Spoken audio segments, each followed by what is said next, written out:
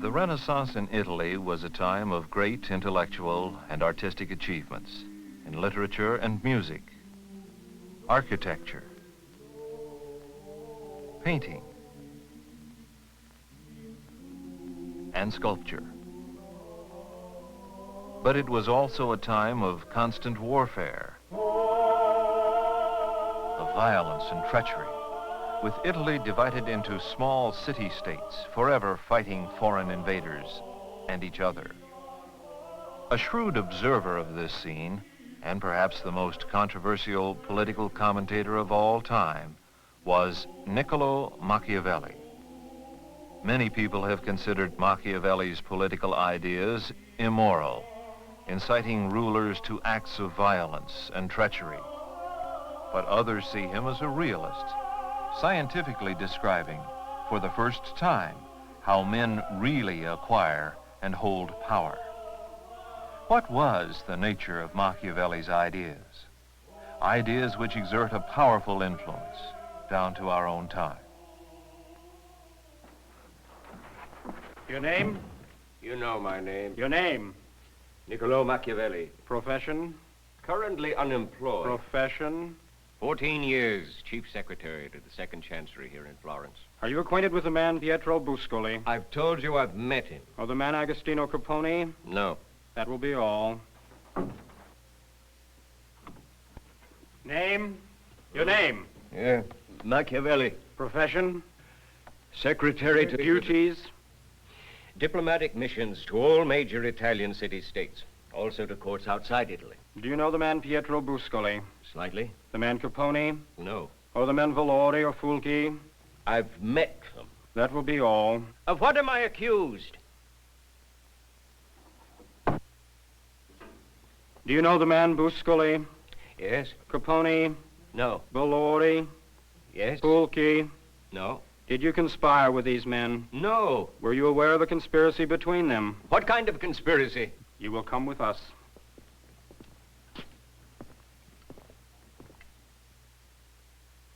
Do you understand this device? Yes. Hoist him.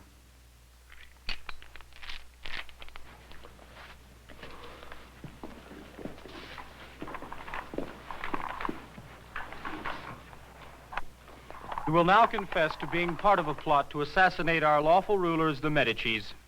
No. You served the Republic, the enemies of the Medici, for 14 years until the Republic was overthrown. I have not plotted. Drop him. Oh.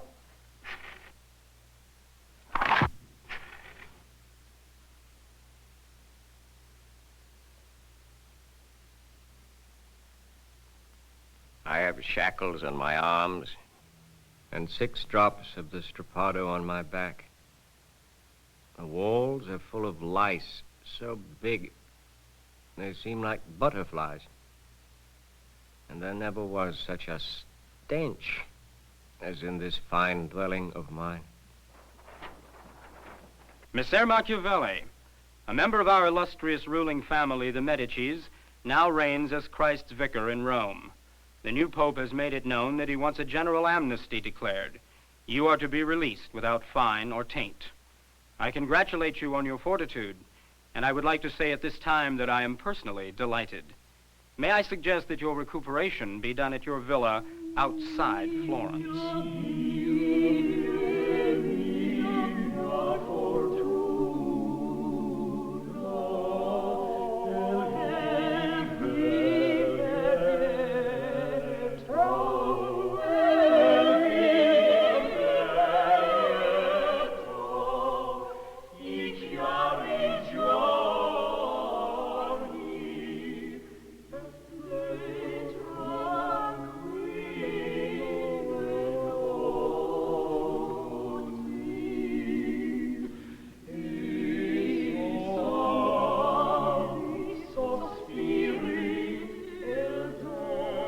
Dear Vittori, since my misfortune, I've led a quiet country life.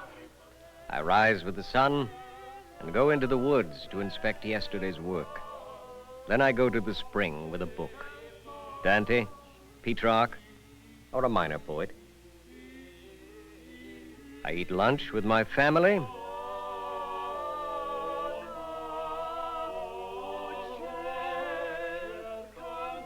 Then go to the inn where I play crica or trick-track with the butcher or miller or brickmakers.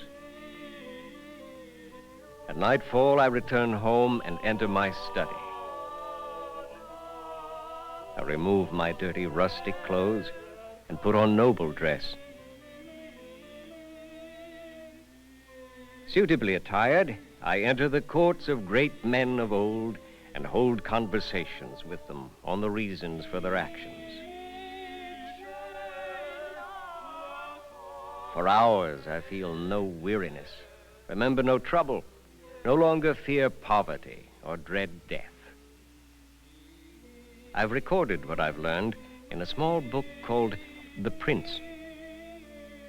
This book I have dedicated to the esteemed ruler of Florence, His Highness Lorenzo de' Medici. I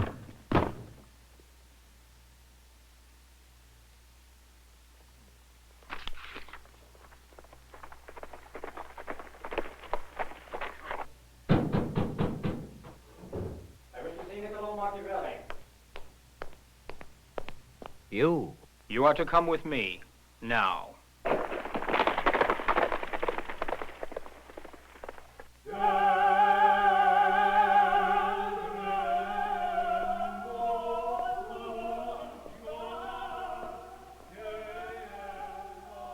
His Highness Lorenzo de' Medici.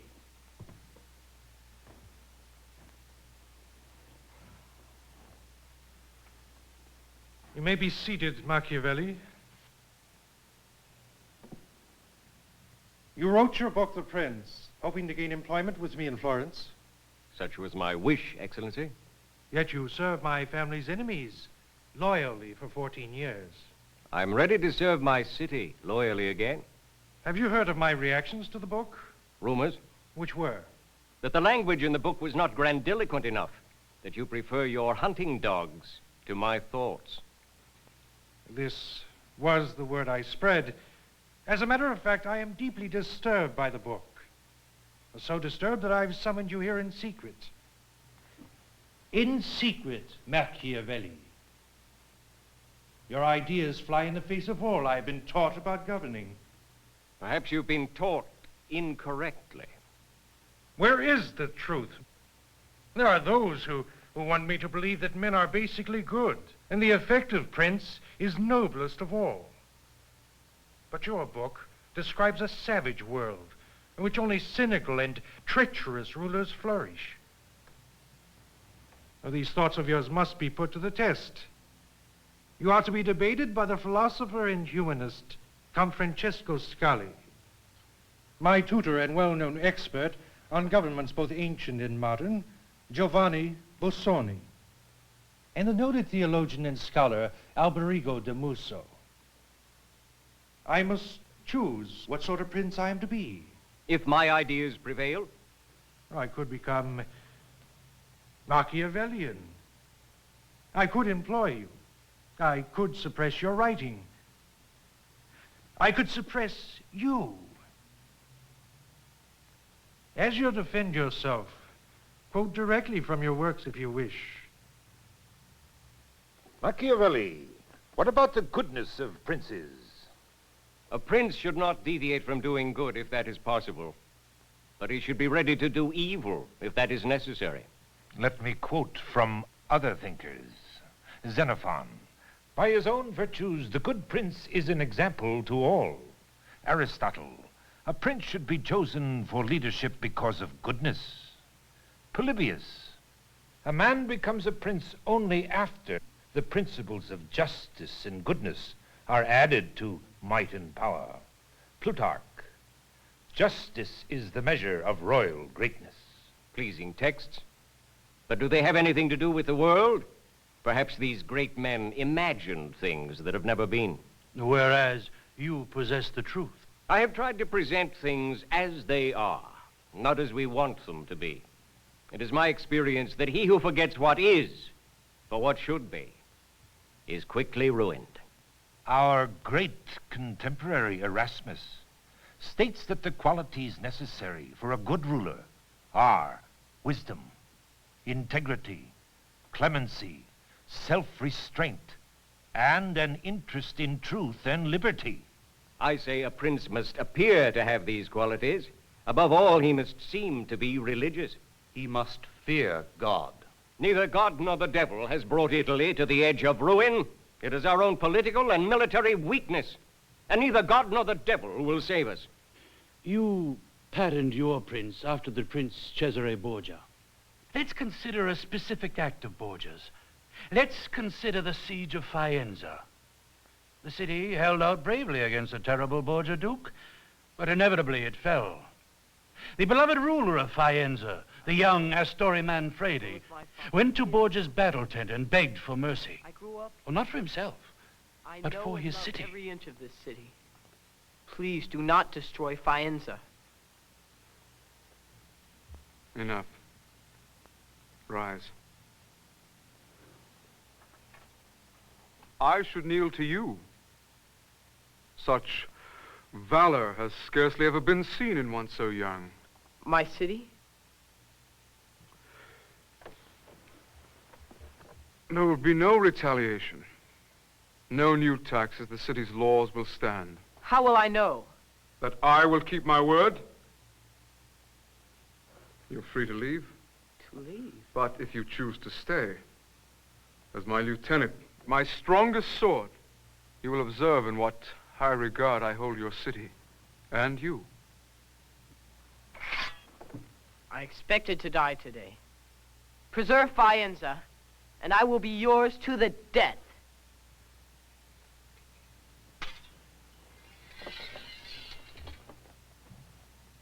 To the death. The next day, Astori Manfredi appeared at the side of Cesare Borgia, before the astonished and then wildly cheering inhabitants of Faenza. A few weeks later, he was thrown into a dungeon in the Castle San Angelo in Rome. And sometime after this, a body, thought to be his, was found floating in the Tiber. But it was so badly decomposed, identification was difficult. There are those who consider this an act of treachery. Borgia kept his word. The city was not destroyed. Only the prince was destroyed. Astori Manfredi was loved by his people. As long as he lived, he was a threat to the Borgias. Borgia spared rulers who were hated. That's mercy. Consider this. The people of Faenza were accustomed to being ruled by princes. Deprive them of their prince, and unable to rule themselves, they must turn to and depend on a new prince. In this case, Borgia. For this kind of logic, a promising life was destroyed. Borgia used cruelty properly. He inflicted the injuries he had to inflict all at once. Loqua. When the city falls, you will see to it that some of your men loot. That will be no problem. They're always ready. After the looting becomes established, other men of yours will arrest the looters. They will be hanged in a conspicuous place. Make certain the people know I gave the order. I don't understand. You will have gotten rid of a few troublemakers, and people will see that I stand for the law. What if citizens are killed by the looters? And those who survive will be doubly grateful. Loqua, when this campaign is over, you will govern the conquered cities of the Romagna. You will be fair, but harsh. But I am not popular. You will be even less so. Better you than me. The Romagna had been full of petty, feuding tyrants. By making an example or two, Borgia restored order. The words an example or two refer to human beings. Which is worse in a ruler, a little selective cruelty or a misplaced sense of humanity which permits destructive disorders to arise? Borgia was feared, not hated. He brought order, which men prize more than liberty. He was respected because he was a success. I have been taught that it is better to rule through love than through fear. Love is a bond men break when it is to their advantage to do so. Fear of punishment makes men behave. Christianity teaches a different ethic. Christianity requires that men look to the next world rather than this one. It makes men gentle and humble, ready to submit to anything for the sake of going to paradise. This is fine for the masses. but lethal for the prince. The virtues you scorn are man's hope for peace. Peace. A profane word. A prince must concentrate on war, its organization and discipline. There is no comparison between a man who is armed and one who is not. Even the unarmed prophet fails. In peace, even more than in war, the prince must not let his thoughts stray from the study and exercise of battle. War, or the prospect of war, prevents boredom, channels ambition, makes men turn to the leader. Wars can be lost. There's no such thing as a safe course of action. A prince is always choosing between risks. Well, the risk is really taken by the people, for they're the ones who die for the glory of the prince. People like you, Machiavelli, and your wife and children. What can I say? War is with us. It is a fact. Wars cannot be avoided. They can only be deferred to the advantage of others. You worship the prince and the state. When the state becomes all, and the prince becomes a god, what restraints are left? What of a prince's obligation to his subjects, to humanity, to God? He feels none, because he has made himself the center of existence. He is ready to subordinate all life to his will. He has become the earth-shaker, the tyrant, ready to murder millions to achieve his ends. The Bible says, "Woe unto thee that spoilest, and dealest treacherously. For when thou shalt cease to spoil, thou shalt be spoiled." Between the prince and the beast is the width of a sheet of paper. That's as it should be. But the prince lives in a world of men and laws, Which he must understand and use. But he must also use the legacy of the beasts, force. Since the prince must be able to act like a beast, he must learn from the beasts, from, say, the fox and the lion. The lion can be caught by traps, the fox by wolves. Therefore, he must be a fox to avoid traps, and a lion to avoid wolves. Like Borgia? Yes, like Borgia, when his captains revolted against him. Gian Paolo Boglione, Vitelli Vitelloso, The list of those who rebelled was long and impressive. Oliveto de Fermi, Guidobaldo, Bentivoglio. Excellency, I have just received word that the fortress of San Leo has been taken. Also, there is a rumor that Moncada has fallen. We are surrounded. What are your orders? Your orders, Highness. No orders, Agapito. What your Agapito! No orders.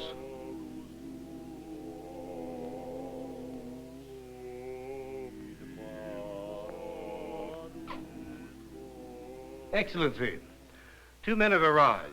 They seem to be unaware of each other's presence.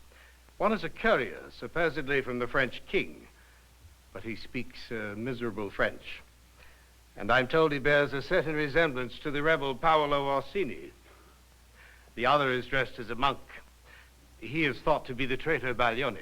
Their ranks are breaking. Make certain the two are kept separated. The rebels do not trust me, but they trust each other less. Tell each of them that I personally guarantee to defend their possessions. In turn, they must pledge themselves to defend mine. All of mine.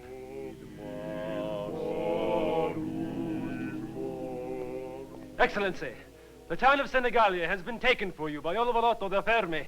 Fermi has sent word that the citadel, under the Captain Andrea Doria, still holds out. Doria will surrender to no one but you, personally. Ah, a child could see through this trick. Doria is in league with them. They fear you to such a degree that their only hope is to lure you into a trap and kill you. Lorqua, send word to Oliverotto that I will be there to take the key to the castle, providing that all my captains are there also, including those who recently disagreed with me. Inform him that I am sending my French lancers back to France, and that now that I have everyone's loyalty again, I will disperse my troops and come with only a few men. At once, my lord. With only a small escort, the Duke then journeyed to Senigallia.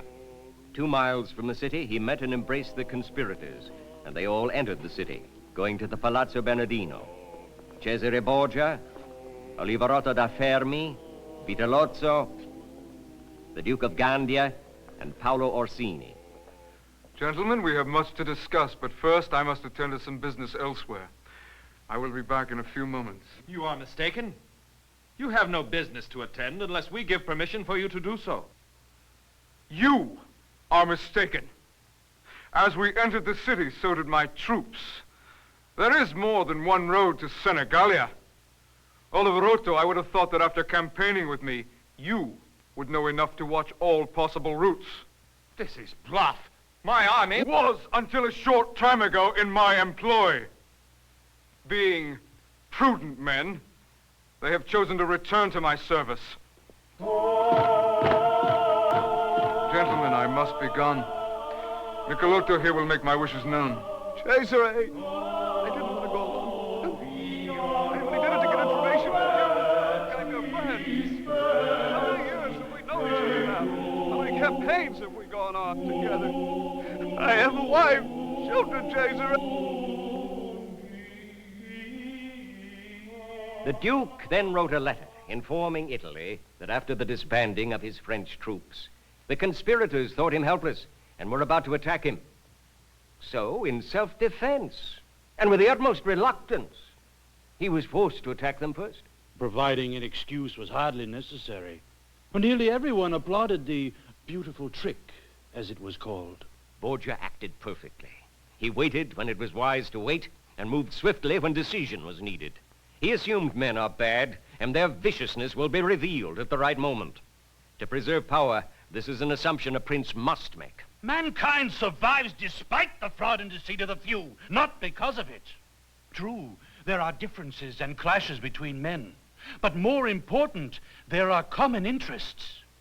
In every phase of life, in the family, in business, in the relationship of rule to ruler and prince to prince, there has to be, basically, trust.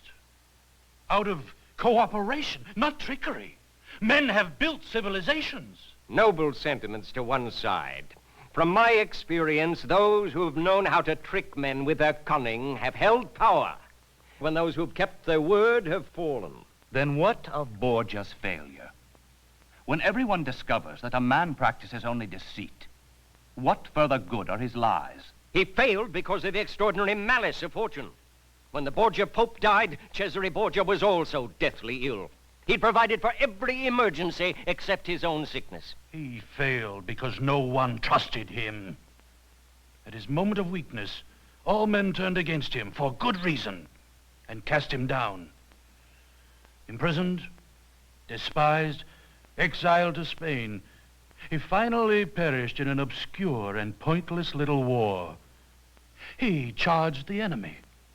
His own troops failed to follow him, so he was cut off, trapped, alone.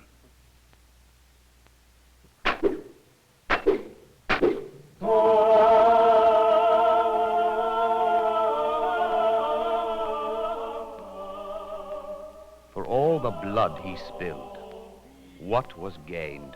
Given more time, he would have unified Italy. You magnify his importance.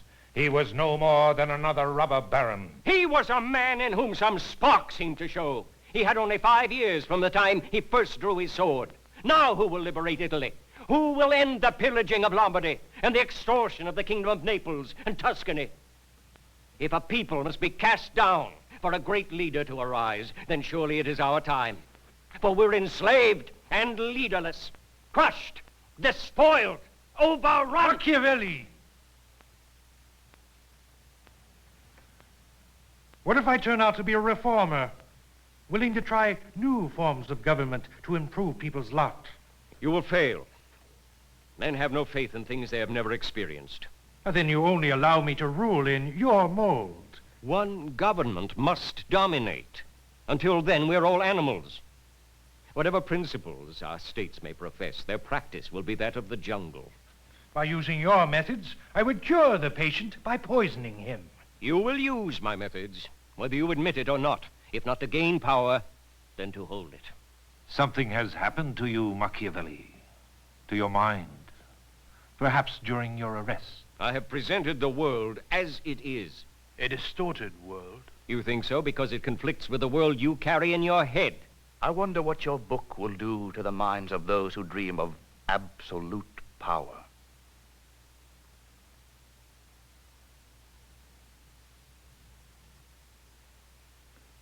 No matter what I say, you people will consider that I have lost our debate. If I were sufficiently Machiavellian, would I admit you won it? At least employ me. I waste away in inactivity. Use me, Excellency. Perhaps, but in nothing significant. Escort him back now.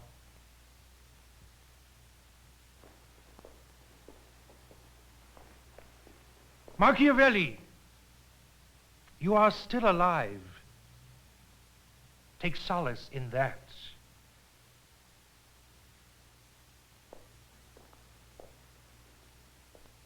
A decade later, the Medici government in Florence was overthrown and the Republic re-established.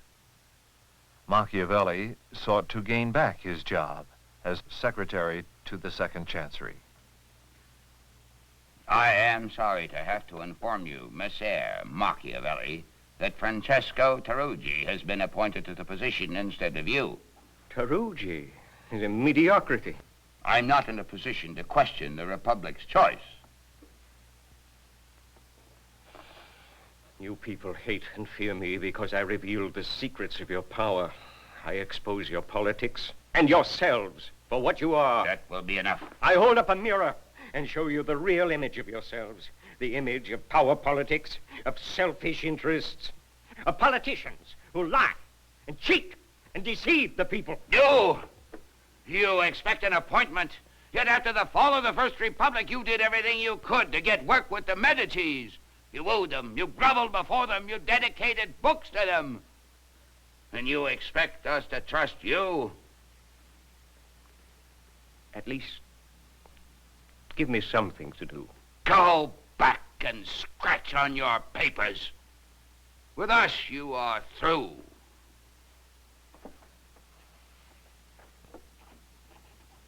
Ten days later, Niccolo Machiavelli was dead. You will use my methods, whether you admit it or not. If not to gain power, then to hold it. Do you believe Machiavelli's analysis of political reality is valid? Must politicians adopt Machiavellian principles in order to succeed? What relevance do you think Machiavelli's ideas have for us today?